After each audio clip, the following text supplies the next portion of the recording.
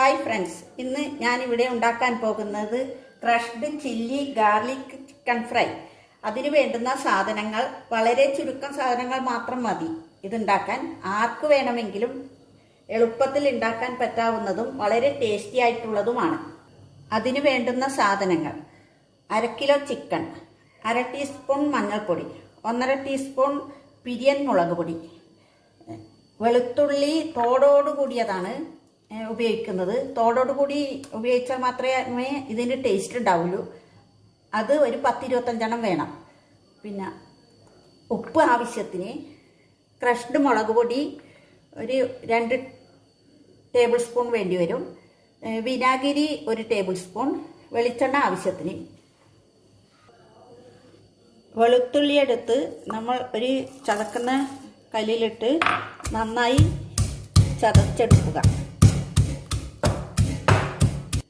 ഈ പാകത്തിലാണ് ചതക്കേണ്ടത്. ഇതിലേക്ക് മഞ്ഞൾപ്പൊടി ചേർക്കുക. ചിക്കൻ ഇട്ട ബൗളിലേക്ക് മുളക് പൊടി, ആവശ്യത്തിന് ഉപ്പ്, ഒരു 1.5 ടേബിൾ സ്പൂൺ വെളിച്ചെണ്ണയും കൂടി ചേർക്കുക. പിന്നീട് നന്നായി അത് മിക്സ് ചെയ്യുക.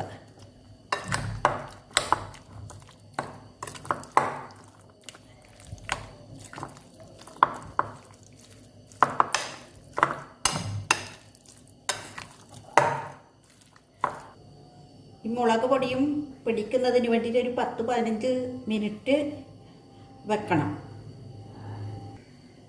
ഒരു നോൺ സ്റ്റിക്ക് പാത്രം എടുത്ത് അതിലേക്ക് 10 മിനിറ്റ് കുഴച്ച് വെച്ച ചിക്കൻ ചേർക്കുക.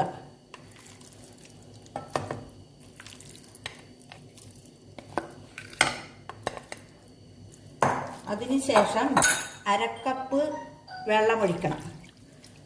ഈ വെള്ളം ഒഴിക്കുന്നതിന് പറഞ്ഞാൽ ഇത് വേവണമല്ലോ.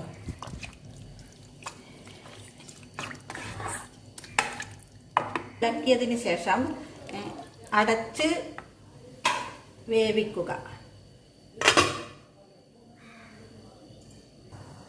ഇപ്പം ഞാൻ മൂടിയെടുത്ത് നോക്കാൻ പോവാന്ന്. ഇതിൽ കുറച്ച് വെള്ളമുണ്ട്. ആ വെള്ളം വറ്റുന്നത് വരെ നമ്മൾ വെക്കണം. 10 മിനിറ്റായി വേവിക്കുന്നത്. ചിലപ്പോൾ ഒരു 15 മിനിറ്റ് നേരമെല്ലാം വെക്കേണ്ടി വരും. ഇപ്പം ഇതിലെ വെള്ളം വറ്റി. അപ്പം ഞാൻ ഇതിലേക്ക് ക്രഷ്ഡ് ഗാർലിക് ഇടുവാണ്. പിന്നെ മുളക് പൊടി, ക്രഷ്ഡ് മുളക് പൊടി,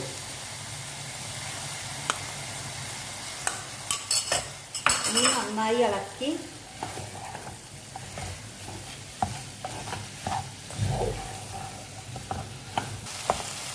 അതിൽ ഞാൻ 2 ടേബിൾ സ്പൂൺ വെളിച്ചെണ്ണ ഒഴിക്കും. അതിനുശേഷം നന്നായി ഇളക്കും. വെളിച്ചെണ്ണയ്ക്ക് പകരം സൺഫ്ലവർ ഓയിലോ വേറെ എന്ത് ഓയിലായാലും ചേർത്താൽ മതി. നമ്മൾ നിത്യം ഉപയോഗിക്കുന്നത് വെളിച്ചെണ്ണയാണ്, അതുകൊണ്ടാണ് വെളിച്ചെണ്ണ ചേർക്കുന്നത്. പിന്നെ അവസാനം വാങ്ങാനാവുമ്പം 1 ടേബിൾ സ്പൂൺ വിനീഗർ ഒഴിക്കും.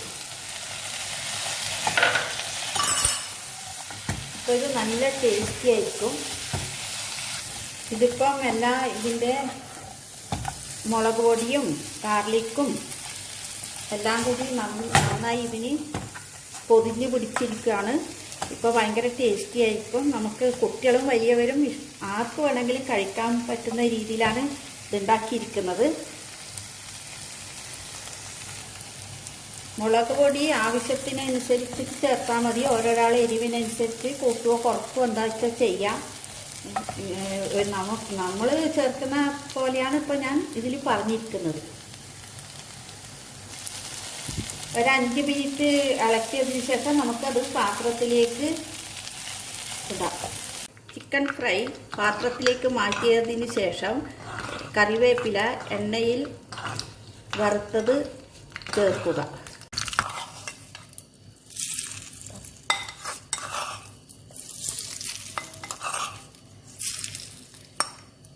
എല്ലാവർക്കും ഇത് ഇഷ്ടമായെങ്കിൽ സബ്സ്ക്രൈബ് ചെയ്യാനും ലൈക്ക് ഇടാനും മറക്കരുത്.